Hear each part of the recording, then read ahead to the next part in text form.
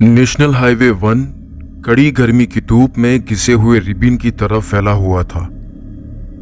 गर्म हुए डामर से हवाएं चमक रही थी, जिसके कारण दूर तक पानी की लहरों की मृग तृष्णा पैदा हो रही थी। और उसी समय इस सड़क पर एक पुराना ट्रक गड़गड़ा रहा था। उसका इंजन शांत वातावरण में किसी जानवर के गुर्राने की आवाज जैसा लग रहा था। कैबिन के अंदर राजेश के चेहरे पर पसीना छलक रहा था। राजेश एक चिड़चिड़ा ड्राइवर, जिसने अपने जिंदगी का जितना समय अपने घर में नहीं बिताया था, उससे अधिक वर्ष ट्रक चलाने में इस सड़क पर बिता दिए थे। कैबिन के अंदर उसके बगल में उसका सहचालक कम उसका दोस्त सुरेश बैठा हुआ था, जो उससे उम्र में करीबन 5 साल छोटा था। तो राजेश भाई, अगला पड़ाव कितना आगे है? अधिक देर तक चुप्पी बर्दाश्त न कर पाने के कारण सुरेश ने कहना शुरू किया। राजेश ने सड़क के किनारे लगे एक माइलस्टोन को देखकर कहा, अभी कुछ घंटे बाकी है। सुरेश जवाब सुनकर अपनी सीट पर बैठ गया और अपनी पीठ की जकड़न को कम करने की कोशिश करने लगा। सुरेश ने उत्सुकता से राजेश की ओर देखते हुए कहा, राजेश भाई, मैंने इस हाईवे के बारे में कुछ अजीब सी बातें सुनी हैं। क्या आपको पता है? ढाबे पर लोग ये कहानियां फुसफुसाते हैं। राजेश ने गुर्राकर उसकी बात काट दी। बच्चे, अगर तुम हर डरावनी अफवाह को सच मानने लगे ना, तो तुम कभी नहीं टिक पाओगे यहां। ये सारी बातें सिर्फ कहानियां हैं जो दिमाग में चालें चलती है। तुम ये सब बातें छोड़ो और अपने काम पर ध्यान दो। हालांकि सुरेश इतनी आसानी से बात मानने वाला नहीं था। उसने बात को आगे बढ़ाया, लेकिन राजेश भाई, कुछ कहानियां हैं जो हमारे दिमाग में बस जाती है ना? जैसे कि सफेद कपड़े वाली औरत की कहानी, जो औरत सड़क के एक मोड़ के पास दिखाई देती है। लोग कहते हैं कि यदि आप उसे एक बार देख ले तो वो बोलते बोलते अटक गया। सब फालतू बकवास है और इसीलिए तुम जैसे फट्टू ड्राइवरों को इस लाइन में रखना बकवास है। राजेश ने उसकी बात का उपहास करते हुए कहा। हाँ, हो सकता है, सुरेश मन ही मन में बुदबुदाया। सुरेश ने फिर से एक सवाल दागा। राजेश भाई, शायद ये भी हो सकता है ना कि इस कहानियों में कुछ तो सच्चाई छुपी हो। राजेश ने भी ये सारी कहानियां सुनी हुई थी, लेकिन अपने जीवन काल में ऐसी किसी भी घटना को उसने स्वयं अनुभव नहीं किया था, और शायद इसीलिए वो इन सारी बातों को अंधविश्वास मान रहा था। अब राजेश ने उसकी बात का जवाब देने की बजाय अपनी ड्राइविंग पर ध्यान देना सही समझा। इसीलिए राजेश कुछ बिना बोले सामने देखकर ड्राइविंग करता रहा। यूं ही ट्रक चलाते चलाते अब रात अंधेरी हो रही थी और हवा ठंडी और भयानक लग रही थी। हाईवे इतना सुनसान लग रहा था मानो हाईवे पर सिर्फ यही अकेला ट्रक चल रहा हो। उसकी हेडलाइट्स सड़क के आगे के अंधेरे को चीरती जा रही थी। ट्रक के अंदर ड्राइवर राजेश थका हुआ और चिड़चिड़ा था। शायद इसका कारण वो घंटों से गाड़ी चला रहा था और उसे नींद भी आ रही थी। गाड़ी आगे एक मोड़ से मुड़ने के बाद अचानक हवा में एक अप्राकृतिक ठंडक छा गई। अचानक ठंड हवा लगने से सुरेश की रीढ़ में सिहरन दौड़ गई। उसने राजेश की ओर देखा, जिसका चेहरा डैशबोर्ड की रोशनी में मंद मंद चमक रहा था और वह अपनी ही मस्ती में ट्रक चलाए जा रहा था। सुरेश फुसफुसाया हुआ बोला, राजेश भाई, मुझे कुछ ठीक नहीं लग रहा। सुरेश की आवाज इंजन की गड़गड़ाहट के बीच बड़ी मुश्किल से सुनाई दे रही थी। सुरेश, राजेश मंद मंद मुस्कुराते हुए बोला, यार, ये सब तो रात का असर है, चिंता की कोई बात नहीं है। हाईवे आगे तक फैला हुआ था। बिना तारों के आकाश का अंधेरा मानो रात को निगलने ही जा रहा था। पूरा रोड सुनसान था। उस रोड पर था तो केवल इंजन की लयबद्ध गड़गड़ाहट से टूटता हुआ सन्नाटा, जो कि बड़ा ही भयानक लग रहा था। अचानक ट्रक की हेडलाइट से सड़क के बीचों बीच कुछ हलचल हुई। ट्रक की हेडलाइट की रोशनी उस पर पड़ते ही एक भयानक दृश्य सामने आया। सामने सफेद रंग में लिपटी हुई एक आकृति खड़ी थी। यह देखते ही राजेश के होश उड़ गए। राजेश ने जोर से ब्रेक लगाया। ब्रेक लगाते ही उस सुनसान रात में ट्रक के टायर्स जैसे चीख रहे हो, ऐसी एक भयानक आवाज सुनाई देने लगी। ट्रक तो रुक गया था, लेकिन उसका दिल उसकी छाती में जोर जोर से धड़क रहा था। उसकी नजर अभी भी उस आकृति पर थी। अचानक ट्रक को ब्रेक लगने से आगे की ओर उछलते हुए सुरेश बोला, राजेश भाई, क्या कर रहे हो तुम? इससे पहले कि राजेश जवाब दे पाता, सफेद कपड़े वाली आकृति ने अपना सिर उठा लिया। ट्रक की हेडलाइट्स ने क्षण भर के लिए उस आकृति के चेहरे को रोशन किया। उसकी आंखें खुली हुई थी और उन आंखों में डर और पीड़ा का मिश्रण स्पष्ट दिखाई दे रहा था। उस आकृति के मुंह से एक चीख निकली जो रात की शांति को चीरने लगी, लेकिन चीख खत्म होने से पहले ही आकृति अंधेरे में गायब हो चुकी थी। ये चीख सुनकर डर के मारे सुरेश ट्रक का दरवाजा खोलने के लिए हैंडल को टटोल रहा था। उसकी सांसें गले में अटक रही थी। उसने चीखते हुए कहा, हमें यहां से निकलना होगा। डर के मारे उसकी आवाज कांप रही थी, लेकिन राजेश वहीं बैठा रहा। उसकी नजर उस खाली जगह पर टिकी रही जहां कुछ देर पहले वह आकृति खड़ी थी। उसके चेहरे पर भय और स्तब्धता साफ झलक रही थी। जिन कहानियों को वह थोड़ी देर पहले अंधविश्वास बता रहा था, अब उस कहानियों पर विश्वास करने के अलावा उसके पास और कोई चारा नहीं था। राजेश अपने हाथों से स्टीयरिंग पकड़े हुए मूर्त बने बैठा था। राजेश भाई, सुरेश फिर से चिल्लाया। इस बार उसकी आवाज डर से फटी हुई थी। आखिरकार राजेश उसकी ओर मुड़ा। उसकी आंखों में सिहरन पैदा करने वाला खालीपन भरा हुआ था। उसने सुरेश की बात का जवाब देते हुए कहा, हम नहीं जा सकते। उसकी आवाज एक अज्ञात भय से भरी हुई थी। कैबिन के अंदर की हवा बिल्कुल शांत थी, लेकिन बाहर का सन्नाटा एक अनजानी ताकत की उपस्थिति से कांप रहा था। राजेश की हालत देखकर सुरेश को एक बात समझ आ गई थी कि थोड़ी देर पहले जिस अनजानी ताकत के बारे में दोनों बात कर रहे थे, उस ताकत की उपस्थिति अब वास्तविकता में परिवर्तित हो चुकी है। राजेश के हम नहीं जा सकते ये शब्द हवा में गूंज रहे थे। उनके अर्थ में कोई डर छुपा हुआ लग रहा था। सुरेश का गला डर के मारे सूखने लगा था। वह ट्रक से बाहर कूदना चाहता था और रात में आंखें मूंद कर भागना चाहता था, लेकिन चारों तरफ फैले घने अंधेरे में वो जाए भी तो कहां? आपका क्या मतलब है कि हम नहीं जा सकते? ये पूछते हुए सुरेश की आवाज कांप रही थी। राजेश अभी भी चुप था। अब फिर से उसकी निगाहें आगे सड़क के खाली हिस्से पर टिकी हुई थी। उसका सामान्य रूप से घिसा पिटा चेहरा, जिस पर सड़क पर बिताए बरसों की रेखा अंकित थी, अब खींचा हुआ और सुस्त दिखाई दे रहा था। अचानक ट्रक के चारों ओर हवा का एक झोंका आया, जिससे विंडशील्ड पर रेत टकराई और खिड़कियों में कंपन होने लगे। यह एक अप्राकृतिक हवा थी जो अपने साथ बर्फीली ठंडक लेकर आई थी, जो उन दोनों की हड्डियों में समा गई थी। ट्रक की हेडलाइट्स एक बार फिर से टिमटिमाकर बंद हो गई और कैबिन के अंदर का हिस्सा काली शाही जैसा अंधेरे में डूब गया।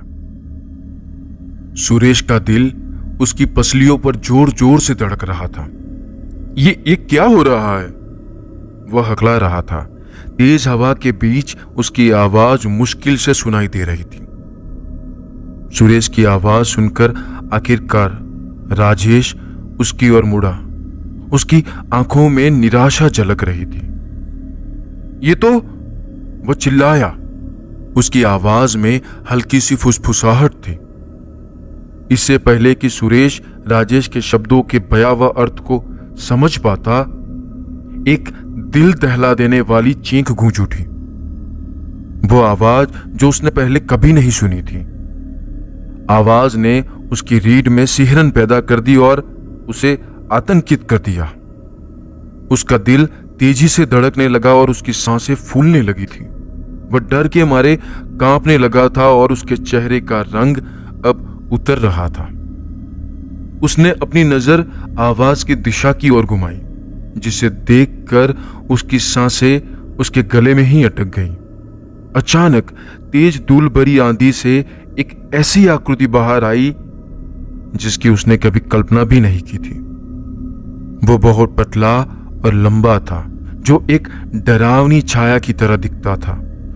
उसका विशाल शरीर अंधेरे में एक भयानक छाया की तरह दिखाई दे रहा था। उसकी आंखें डरावनी लाल रोशनी से चमक रही थी।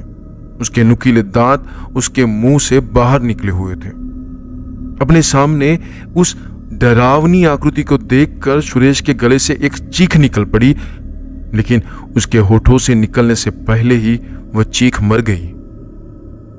वह डर के मारे स्तब्ध होकर देख रहा था।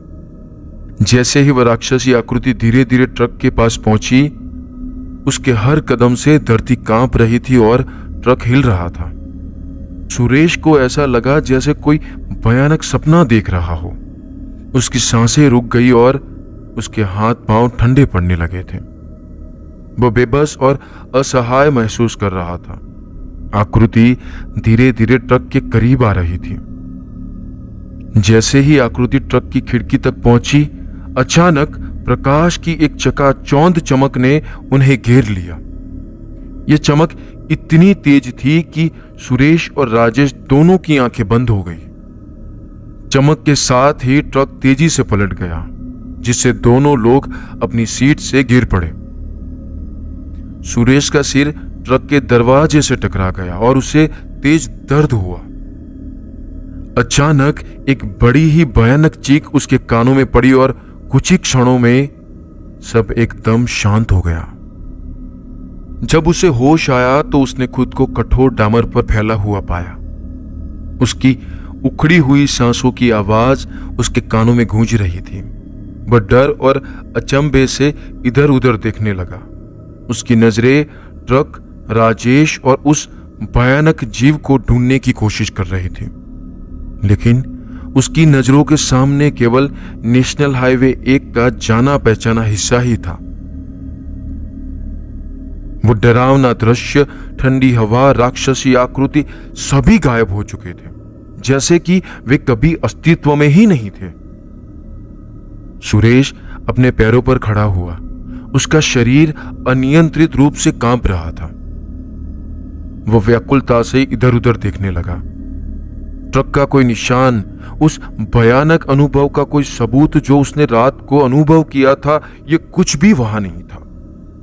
बस उसके सामने था दूर दूर तक फैला हुआ नेशनल हाईवे 1 और उगता सूरज, जो आकाश को नरम नारंगी रंग में रंग रहा था।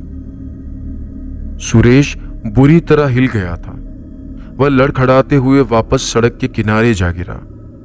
उसका दिमाग चकरा रहा था। राजेश को अपने पास न देखकर वो काफी दुखी था। वो जानता था कि हर कोई उसकी बातों पर विश्वास नहीं करेगा। वो जानता था कि उसे मदद की जरूरत है। उसे किसी ऐसे व्यक्ति को ढूंढने की जरूरत है जो उसकी कहानी पर विश्वास करे। कोई ऐसा व्यक्ति जो इस समझ से परे कहानी को समझ सके। लेकिन किधर जाए और किसे अपनी आपबीती बताए? नींद से वंचित सदमे में डूबे ट्रक ड्राइवर की बातों पर कौन यकीन करेगा?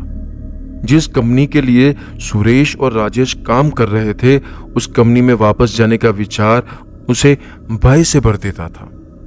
वो जानता था कि वहां उसकी बातों को कोई सच नहीं मानेगा। बल्कि उसकी बातों को मति भ्रम या कल्पना समझकर उसका मजाक भी बनाया जा सकता था।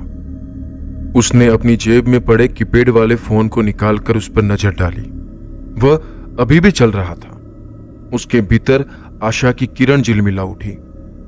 सुरेश कॉल करने जा ही रहा था कि उसके दिमाग में सबसे पहला सवाल यह आया कि वह किसे बुलाएगा। किसी और का ख्याल न आने पर उसने अपने दादा से बात करने का फैसला किया, जो एक सेवानिवृत्त लोकगीत विद्वान थे, जो स्थानिक कहानियों के विशाल ज्ञान के लिए जाने जाते थे। फोन की घंटी बजी। आखिरकार एक कर्कश आवाज ने उत्तर दिया, नमस्ते दादू। सुरेश का गला रूंधा हुआ था। उसकी आवाज भावनाओं से भरी हुई थी। सुरेश, कैसे हो बेटा? सुरेश की आवाज में डर को पहचानकर दादाजी ने पूछा। सब ठीक तो है ना बेटे? उसके दादाजी की आवाज में चिंता स्पष्ट झलक रही थी। झिझकते हुए सुरेश ने रात में उसके साथ घटी सारी घटनाएं दादाजी को बता दी। उसके बाद एक लंबी खामोशी छा गई। फिर उसके दादाजी बोले, सुरेश, आप जिस राजमार्ग पर है ना, यह एक डरावना इतिहास रखता है। पीढ़ियों से इसके बारे में कहानियां कानाफूसी की जा रही हैं। बेचैन और बदले की आग में तड़पती हुई आत्माएं और भूली हुई भयंकर दुर्घटनाओं की कहानियां इस हाईवे का हिस्सा बन गई है। तो क्या वो सब सच था? सफेद वस्त्रों वाली महिला, वो भयानक प्राणी, सब? दादाजी ने उत्तर दिया, प्रत्येक कहानी में सच्चाई का अंश हो सकता है, लेकिन कहानियों को अक्सर समय के साथ बढ़ा चढ़ाकर पेश किया जाता है। सबसे महत्वपूर्ण बात यह है कि क्या तुम इन बातों में विश्वास करते हो? सुरेश, क्या तुम डर को अपने ऊपर हावी होने दोगे या तुम आगे बढ़ने की हिम्मत करोगे? ये तुम्हें तय करना है। ये शब्द सुरेश के भीतर गहराई तक गूंजते रहे। अब उसे यह समझने के लिए उत्तर ढूंढने थे कि उस रात वास्तव में क्या हुआ था। मैं तुम्हें वही बताऊंगा जो मैं जानता हूं, लेकिन याद रखो सुरेश, कुछ ज्ञान की कीमत चुकानी पड़ती है। क्या तुम सच जानने के लिए तैयार हो, भले ही वो परेशान करने वाला क्यों ना हो? सुरेश ने एक गहरी सांस ली। हाँ दादू, मैं तैयार हूं। दादाजी ने उसे कहानियों के बारे में बताना शुरू किया। कहानियों को अधिक विस्तार से समझने के लिए दादाजी ने उसे उस हाईवे के पास के एक गांव का पता दिया और वहां किसी से मिलने को कहा। साथ में और भी कुछ सुझाव देकर अपना ख्याल रखने को कहते हुए उन्होंने फोन रख दिया। उनकी बातों में सुरेश की छिपी हुई चिंता स्पष्ट झलक रही थी। सुरेश ने फोन रखा। उसके दादाजी के शब्द हालांकि परेशान करने वाले थे, लेकिन दादाजी ने उसके भीतर साहस की एक चिंगारी जला दी थी। अब उसने तय कर लिया था कि वह डर को अपने ऊपर हावी नहीं होने देगा। वह सच्चाई का सामना करेगा, इन कहानियों के पीछे की सच्चाई को उजागर करेगा और उम्मीद है कि वो राजेश भाई की खोज करके ही रहेगा। अपने दादाजी के निर्देशों का पालन करते हुए सुरेश हाईवे के पास बसे एक छोटे धूल भरे गांव की ओर चलने लगा। ऐसा कहा जाता था कि यह गांव स्थानिक लोक कथाओं का भंडार है। इसके निवासियों के पास मौखिक रूप से पारित पीढ़ियों पुरानी कहानियां हैं। कस्बे में प्रवेश करते हुए सुरेश को एक सड़क एक प्राचीन पुस्तकालय की ओर ले जा रही थी, जो स्थानिक इतिहास का खजाना था। अंदर दयालु आंखों और सफेद दाढ़ी वाले एक बूढ़े व्यक्ति ने उसका स्वागत किया। तुम सुरेश हो ना? उस आदमी ने कहा। तुम्हारे दादाजी ने मुझे फोन करके बताया था कि तुम आ रहे हो। मुझे बताओ, मैं तुम्हारी क्या मदद कर सकता हूं? सुरेश ने हाईवे पर उसके साथ घटी घटना के बारे में उन्हें सब कुछ बता दिया। बूढ़े व्यक्ति ने उसे ध्यान से सुना। जैसे जैसे सुरेश बात बताता गया, उस व्यक्ति के चेहरे के भाव गंभीर होते गए। सुरेश की बात सुनकर वो बोले, जिस हाईवे की तुम बात कर रहे हो ना, वो अपने अंदर बड़े ही भयानक राज और दर्दनाक इतिहास छुपा कर बैठा है। इस हाईवे पर न जाने कितनी भयानक और दर्द से भरी आत्माएं अपना अस्तित्व जमाए बैठी है, जो अपने साथ हुए हादसों का बदला लेने के लिए किसी ना किसी की राह देख रही होती है। उस बूढ़े व्यक्ति ने सुरेश को एक युवा महिला की कहानी बताई, जिसे उसके प्रेमी ने धोखा देकर उसे मार दिया था और उसे मारकर रात के अंधेरे में हाईवे के उसी हिस्से पर फेंक दिया था जहां सुरेश को सफेद आकृति का सामना करना पड़ा था। कहानियों में दावा किया गया है कि उसकी बेचैन आत्मा आज भी सड़क पर घूमती है और उन लोगों से बदला लेना चाहती है जो लोग वहां से गुजरते हैं। जैसे जैसे बूढ़े व्यक्ति ने कहानियों की गहराई में प्रवेश किया, सच्चाई और अधिक डरावनी होने लगी। ये कहानियां सुरेश को डरा रही थी, लेकिन साथ में सत्य को समझने में उसकी मदद भी कर रही थी। जैसे ही बूढ़े व्यक्ति ने अपनी रोंगटे खड़े कर देने वाली कहानियां खत्म की, अतीत के बोझ से दबी लाइब्रेरी में सन्नाटा छा गया। अब सुरेश का मन न जाने कितने सवालों से घिर गया था। बूढ़े व्यक्ति द्वारा सुनाई गई कहानियों ने कुछ हद तक उसके प्रश्नों का जवाब दे दिया था, लेकिन साथ में नए प्रश्न भी उसके दिमाग में चलने लगे थे।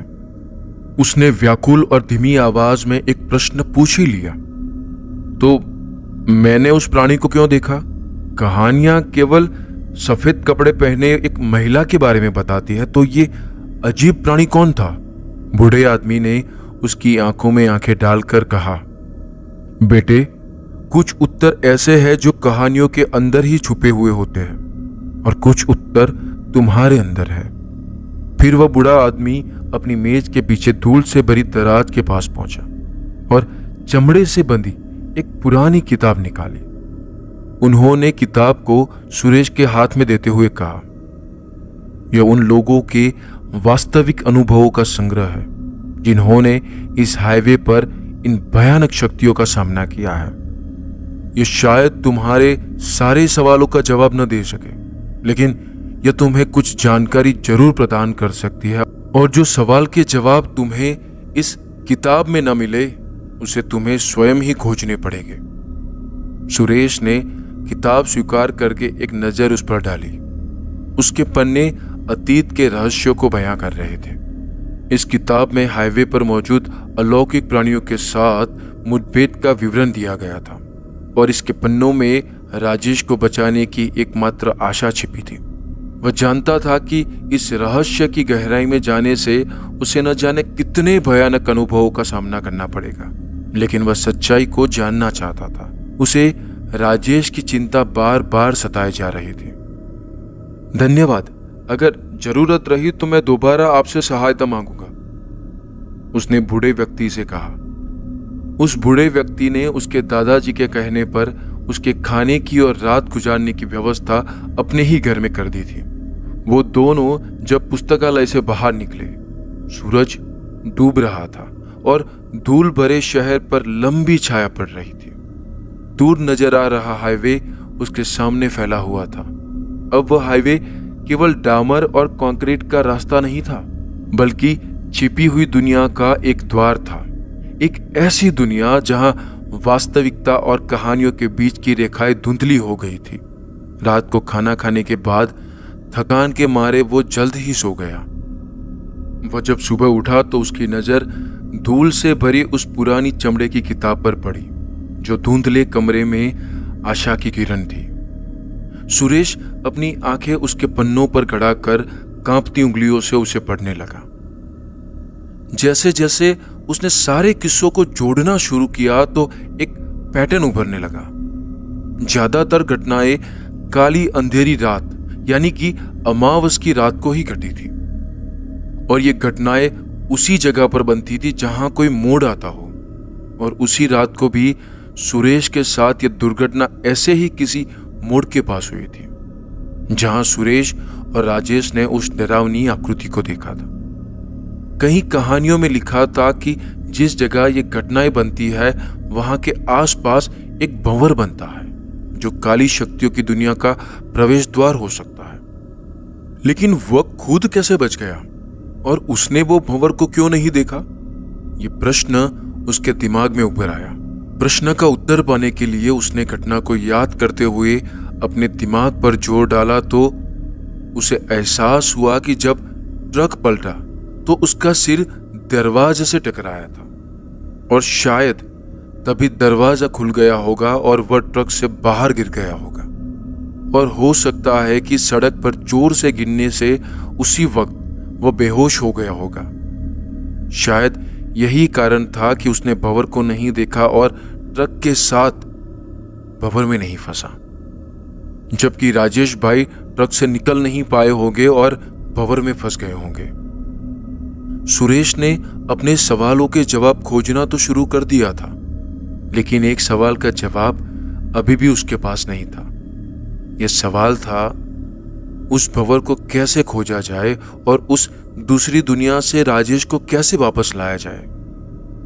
इस प्रश्न का उत्तर पाने के लिए उसने उस पुस्तक के आगे के पन्नों को पढ़ना शुरू किया। जैसे जैसे वो कहानियों को पढ़ता गया और समझता गया, उसके सारे प्रश्नों के उत्तर उसी पुस्तक से मिलने लगे। पुस्तक के अंत में कुछ पंक्तियां लिखी थी जो शायद उस दूसरी दुनिया में फंस चुके व्यक्ति को वापस लाने का कोई सुराग थी, जिसे पढ़कर सुरेश चौंक गया। किताब में लिखा था, टपकने दो अपने रक्त की 3 बूंदों को, इतने खून में तुम्हारा क्या जाएगा, लेकिन एक बार जो चख लिया उसने तो तृप्त करने अपनी तृष्णा, काली अंधेरी रात में भंवर के दरवाजे से आएगा। जब खुले दरवाजा जरा संभलना, वह तुम्हें अंदर ही अंदर खींचेगा। पकड़े रहना अपनी हिम्मत का हाथ, तुम्हारा विश्वास ही तुम्हें सींचेगा। सौंपते वक्त अपनी सबसे प्यारी चीज उसे, जब तू आंख मिचेगा, काले अंधेरे से वो तो मुक्त हो जाएगा, लेकिन क्या तू जिंदा बच पाएगा। इन पंक्तियों को पढ़कर थोड़ी देर में ही सुरेश धीरे धीरे वह सारी बातों को समझने लगा था। उसे इतना तो समझ आ गया था कि अगर भंवर का मुख खोलना है तो उसे दोबारा उसी मोड़ के पास जाना पड़ेगा जहां ट्रक और राजेश गायब हुए थे, और वहां जाकर उसे अपने खून की 3 बूंदें टपकानी पड़ेगी। यहां काली अंधेरी रात का अर्थ अमावस की रात होती है, यह स्पष्ट हो चुका था। इसीलिए अब उसे अमावस की रात का इंतजार था। वह जान गया था कि जब भंवर खुलेगा तो सुरेश की तरह उसे भी वह भंवर अपने अंदर खींच लेगा। आखिरी की 2 पंक्तियों में जो लिखा था वह पढ़कर सुरेश काफी डर चुका था। एक सामान्य व्यक्ति के लिए शायद खुद की जान ही है जो उसे सबसे प्यारी होती है। वो समझ चुका था कि अगर राजेश को बताना है तो उसे अपनी जान जोखिम में डालनी पड़ेगी, और वक्त आते उसे शायद अपनी जान भी गंवानी पड़ेगी। तो क्या मुझे अपनी जान उस दुष्ट शक्तियों को देखकर राजेश भाई की जान बचानी होगी? इतना सोचते ही सुरेश जैसे एक पल के लिए अपनी जगह पर जम ही गया। उसकी आंखों के सामने अंधेरा छा गया। उसका दिमाग अब पूरी तरह से काम करना बंद हो गया था। तभी उसकी आंखों के सामने एक दृश्य उभर आया जिसमें एक चेहरा स्पष्ट दिखाई दे रहा था। वो कोई और नहीं बल्कि राजेश था। वह मुसीबत में था और चिल्ला चिल्ला कर सुरेश से मदद मांग रहा था। सुरेश अभी भी भूत बनकर वहीं खड़ा था और उसकी आंखों से आंसू रुकने का नाम नहीं ले रहे थे। अचानक उसके मुंह से कुछ शब्द निकले, राजेश भाई हिम्मत रखिए, मैं आपको जरूर वापस लाऊंगा, चाहे उसके लिए मुझे अपनी जान भी क्यों न देनी पड़े। अब उसने दृढ़ विश्वास के साथ ये निश्चय कर लिया था कि चाहे उसे मरना ही क्यों न पड़े, लेकिन वह अपने दोस्त राजेश को वापस लाकर ही दम लेगा। कुछ दिन बाद आखिरकार अमावस की काली रात अपना डरावना साया लेकर आज आ चुकी थी। आज रात वह फिर से वहीं जगह खड़ा था जिस जगह से राजेश और ट्रक गायब हुए थे। उसने उस जगह को बड़ी ध्यान से देखा, लेकिन आज वो सड़क बिल्कुल साधारण सी सड़क लग रही थी। न कोई ठंडी हवा का झोंका और ना कोई सफेद कपड़े पहने कोई औरत, और ना ही कोई भयानक आकृति। आखिरकार उसने अपने फैसले पे अटल होकर अपनी जेब से चाकू निकाला और अपनी उंगली पर इतना ही वार किया कि खून की बूंदें धीरे धीरे उस जगह पर गिरे। पहली, दूसरी और तीसरी बूंद जैसे ही जमीन पर गिरी, एक ठंडी हवा की उपस्थिति उसके ऊपर छा गई। हवा भारी हो रही थी और कहीं अदृश्य से धीमी धीमी गुर्राहट गूंजने लगी थी। वह रुक गया। उसका दिल उसकी छाती में जोर जोर से धड़क रहा था। हवा का एक भारी झोंका आया और भंवर के रूप में घूमती धूल से एक छायादार आकृति उभरी। जैसा किताब में लिखा था वैसे ही, और जो उसने उस रात देखा था वही काला साया। गुस्से से जलती हुई उसकी आंखें सुरेश पर टिकी थी। उस भयानक आकृति को अपनी ओर इतनी भयानकता से देखते हुए डर सुरेश के ऊपर हावी होना शुरू हो गया था। तभी उसे अपने दादाजी की और उस किताब में लिखी बातें याद आई। साथ में उसने अपने ख्यालों में देखा हुआ राजेश जो मदद के लिए पुकार रहा था, उसका चेहरा साफ साफ नजर के सामने आ गया। राजेश का चेहरा नजरों के सामने आते ही सुरेश ने तय कर लिया था कि वह डर को अपने रास्ते में नहीं आने देगा। सुरेश अभी सोच ही रहा था कि देखते देखते भंवर ने उसे चारों ओर से घेर लिया।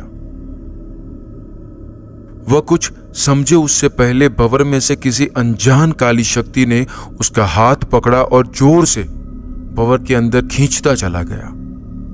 वह जैसे ही भंवर के अंदर गया, उसे लग रहा था कि वह न जाने कितने किलोमीटर तक अंदर ही खिंचता गया था। उसे अपने आसपास काले अंधेरे के सिवाय और कुछ भी नहीं दिखाई दे रहा था। न जाने कितनी डरावनी और भयानक आवाजें उसके चारों तरफ फैली थी। काले अंधेरे में खींचता हुआ न जाने वो कहां आकर रुक गया। उसने देखा तो उसके चारों ओर काला घना अंधेरा छाया हुआ था। यह अंधेरा खुली आंखों का था या बंद आंखों का, उसे समझ नहीं आ रहा था। उसके पैर जमीन पर नहीं बल्कि किसी काली परछाई के ऊपर टिके हुए थे। लग रहा था जैसे कोई काली शक्ति उसे अपने वश में कर रही हो। उसने जोर से राजेश को आवाज दी। आवाज देते ही वह आवाज जैसे अनंत ब्रह्मांड में गूंज रही हो, वैसे अनंत अंधकार में गूंजती चली गई। उसे समझ में नहीं आ रहा था कि वह कौन सी जगह पर है। और तभी घने अंधकार में एक सफेद रोशनी उसकी नजर के सामने आई। उसने ध्यान से देखा तो वहां राजेश खड़ा हुआ था। राजेश को अपने सामने देखकर वो मन ही मन में भगवान को धन्यवाद कहने लगा। जैसे जैसे राजेश नजदीक आया तो सुरेश ने देखा कि राजेश की आंखें खुली थी, लेकिन वह बिल्कुल सुन्न लग रही थी। ऐसा लगा जैसे वो कोई इंसान नहीं बल्कि कोई मूर्त हो या फिर कोई लाश। उसने दोबारा उसे आवाज लगाई, लेकिन सुरेश की तरफ से कोई भी उत्तर नहीं आया। राजेश चलकर उसके पास जाना चाहता था, लेकिन जैसे ही उसने अपने पैर आगे जाने के लिए उठाए, उसे लगा जैसे उसके पैरों के नीचे काले अंधेरे के सिवाय कुछ भी नहीं था। वह अपनी जगह से एक भी कदम आगे नहीं बढ़ पाया। चिंता मत कीजिए, मैं आपको वापस ले जाने आया हूं। लेकिन राजेश के मुंह से एक भी शब्द नहीं निकला, ना ही उसके चेहरे पर कोई भाव प्रकट हुए। इतना देखकर वो समझ गया था कि उसके सामने जो खड़ा है वो राजेश नहीं बल्कि राजेश का शरीर है। तभी एक भयानक चीख राजेश के मुंह से निकली। चीख इतनी डरावनी थी कि चारों तरफ फैले अंधकार से ज्यादा भयानकता उस चीख में छलक रही थी। राजेश जैसे एक कठपुतली हो और उसकी डोर किसी अनजानी ताकत के हाथ में हो, ऐसे राजेश बोला, मेरे बदले में तुम्हें अपनी सबसे प्यारी चीज उसे सौंपनी होगी और तभी मैं यहां से मुक्त हो पाऊंगा। मेरे बदले में क्या दोगे?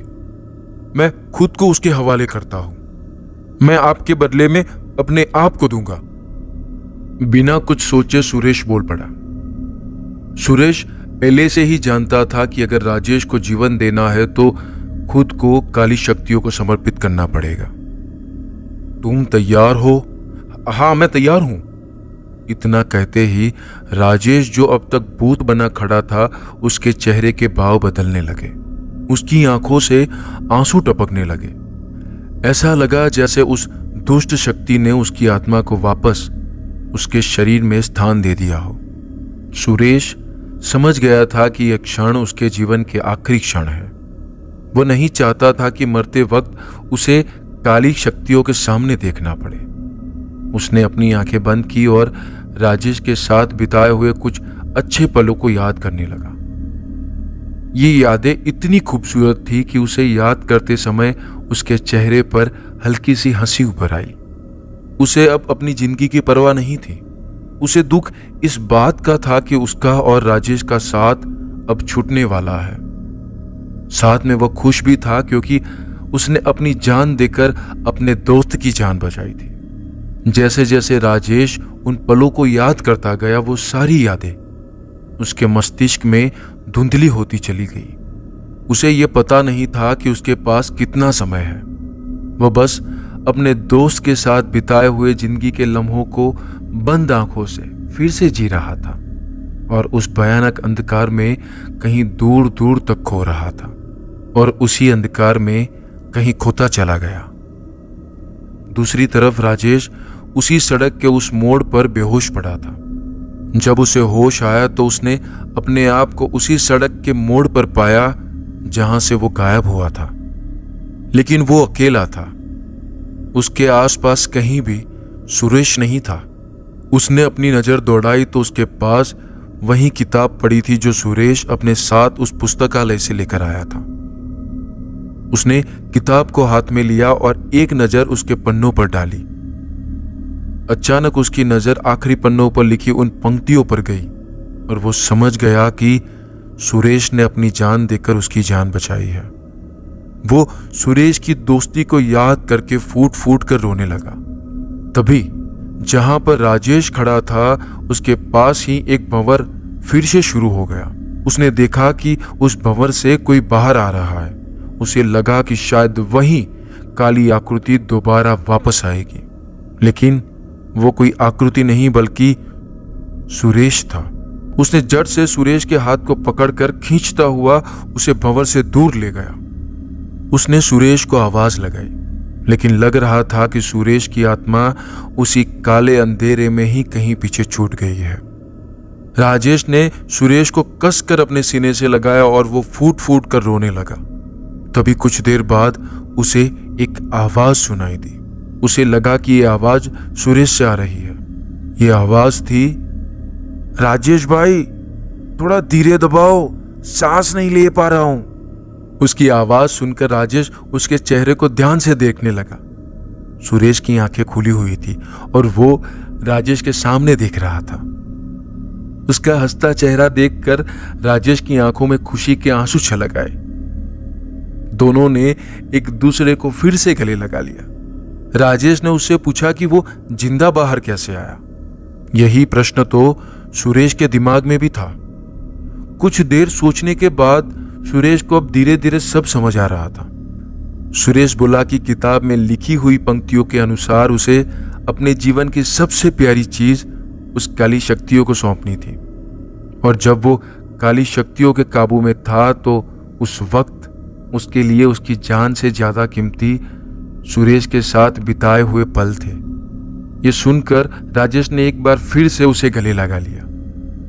सुरेश याद करने लगा कि वो कौन से पल थे जो उस वक्त वो याद कर रहा था, लेकिन वो सारी यादें अब मिट चुकी थी। लेकिन अभी भी कुछ और यादें उसके दिमाग में वैसे की वैसे ही थी, क्योंकि उन दोनों ने साथ में बिताए समय की यादें इतनी सारी थी कि उस वक्त वो सारी यादों को याद करे उससे पहले ही उस काली शक्ति की पकड़ उसके ऊपर से ढीली पड़ने लगी और वो भंवर से बाहर चला आया। या शायद यादें भले दिमाग में रहती हो, लेकिन दोस्त तो दिल में रहता है और उसका दिल अभी भी सलामत था। तो बस इतनी थी आज की कहानी।